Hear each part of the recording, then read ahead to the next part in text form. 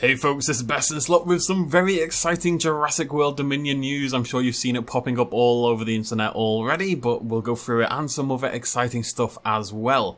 I am going to give spoiler warning. I know there's some stuff in the thumbnail and the title, but you know, that's already been revealed out there on Twitter. It's very public knowledge at this point in time, but just in case, we'll stick a little spoiler warning. Anyways, the internet has just lost their mind because of this image right here. This is an image from a new preview for Jurassic World Dominion, which actually is going to take us back in time 65 million years ago to seemingly the middle of the Cretaceous specifically. I say 65 million years, I'm just talking about the Jurassic Park title. And we'll talk a little bit more about that preview later on. We've got some actually really interesting, juicy little tidbits of information about that. But I want to talk about this first, because what we have here are two dinosaurs.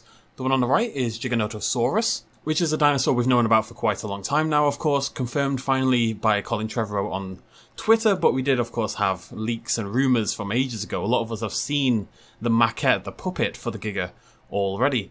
On the left, we have a brand new dinosaur. This is what's known as Moros intrepidus, and it is a late Cretaceous US Tyrannosaurid.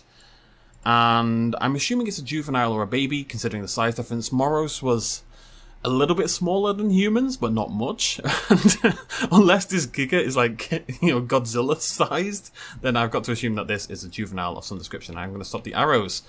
Now, of course, there's a reason the internet has lost their mind over there. This image right here on the left, and that is, it is a fully feathered it's not Jurassic Park free feathering, folks. No, no, no. This is a fully feathered dinosaurs from head to toe, the whole shebang, all covered in feathers. And it really does put paid to this notion that we can't have cool looking Jurassic Park, Jurassic World dinosaurs covered in feathers, because this guy does look, before we get into any of the other issues, this guy looks absolutely fantastic. I think it's a beautiful looking dinosaur, fits really well into the world, and it is much more realistic than anything we've been getting in the past. So, shout out to Moros intrepidus. Beautiful dinosaur, love the feathering, very excited to see that in Jurassic World Dominion. Really glad they've committed to that as an idea, and kind of boo-hooed there's all this philosophy on the internet where Jurassic Park doesn't need to be realistic, blah blah blah. No, it's nonsense.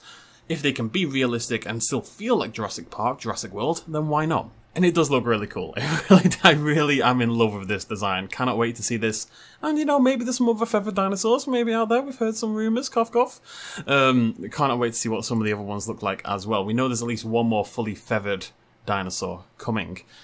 Now, before we get into the issues, I want to show the poster as well. This was also tweeted by Trevorrow because, as you can see, experience a special extended preview of Jurassic World Dominion with F9, that's a new Fast and Furious film, only in IMAX.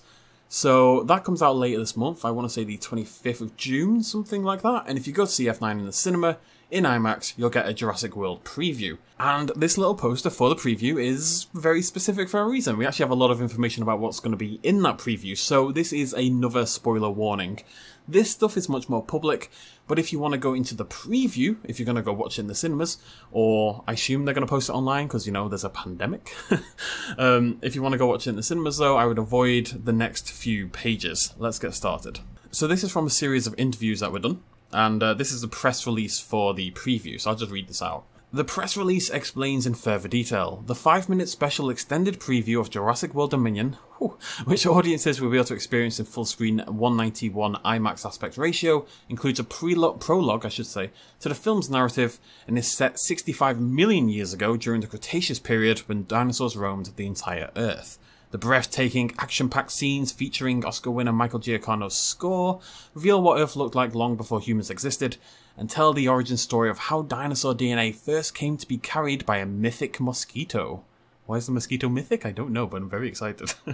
The preview contains 7. We've only seen 2 of them. We're going to see all of them in a second.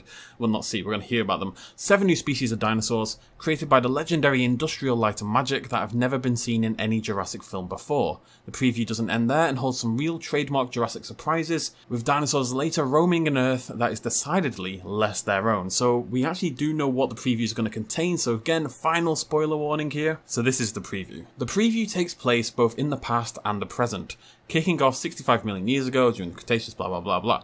The preview plays like a nature film where we are following a number of dinosaurs as they wander around the land. It's peaceful and quiet, allowing us to take in the beauty of our planet before humans arrived.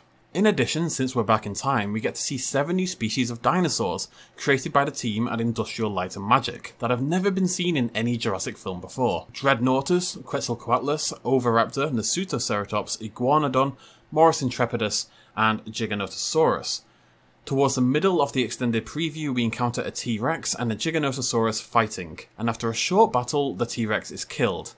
Oh boy. As we get a close-up on his eye dilating, we see a mosquito fly in and suck out some blood from the area nearby. Is it the same amber mosquito that John Hammond has on his staff in the first Jurassic movie? That is undetermined, but it's pretty clear that this is the origin story of the T-Rex we have come to know and love in the Jurassic films. As we cut to 65 million years later, we are following the T-Rex as it is racing through a forest, being chased by people in a helicopter trying to take it down with a tranquilizer dart, so that could well be Rexy. As the race through the forest continues, the T-Rex enters a drive-in parking lot where chaos unfolds as people scramble to escape the massive dinosaur. As the sequence ends, you'll be left wanting more. While I could go on and on about why the footage was so impressive, the main thing that left me speechless was how amazing the VFX was in bringing these dinosaurs to life. In the footage you can see the webbing in some of the mouths, chipped teeth and hair. Trust me, if you are a fan of the Jurassic World series, you're going to want to buy a ticket to F9 in IMAX to see this footage.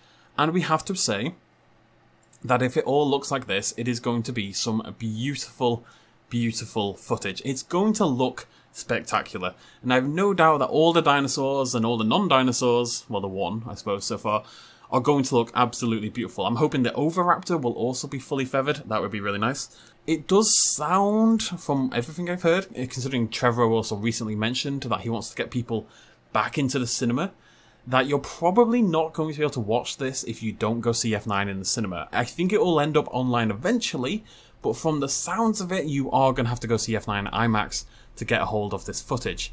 Which I will admit was not something I was planning on doing, but I may just have to drag myself to a pandemic-ridden cinema. Lovely. Either way, it does sound like that's the case.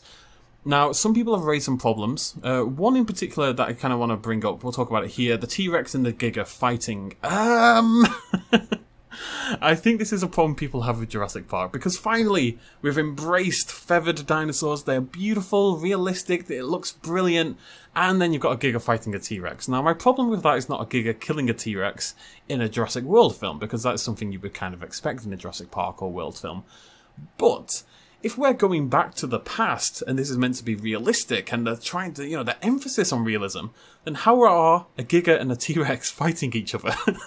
They are separated by so much time. Unless one of these dinosaurs has got hold of a bloody time machine, then these are two dinosaurs that would never have met at this time period. The only way they meet is in modern times.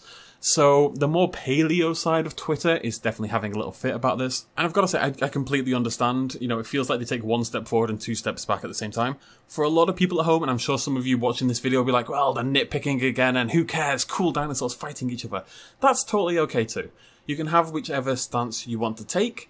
I just don't want people to disparage the other stance, if that makes sense. I don't think it's wrong to care about stuff like this, to care about the accuracy, to care about what is a fairly basic thing to get wrong in a big way.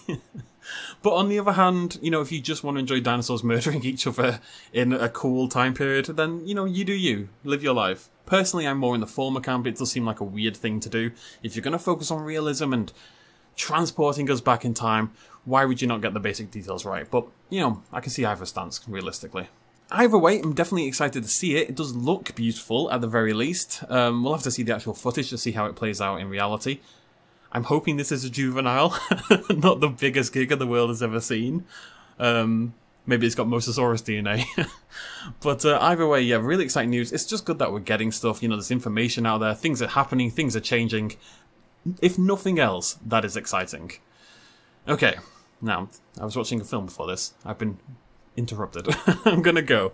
But thank you so much for joining me. Discuss, debate down below. Where do you fall on the time-based anachronism kind of line? Are you happy about this? Are you sad about this? How do you feel about the whole thing? Let me know in the comment section down below. And I'll see you lovely folks in the next video. Thank you for joining me. Cheers much love as always. Bye-bye.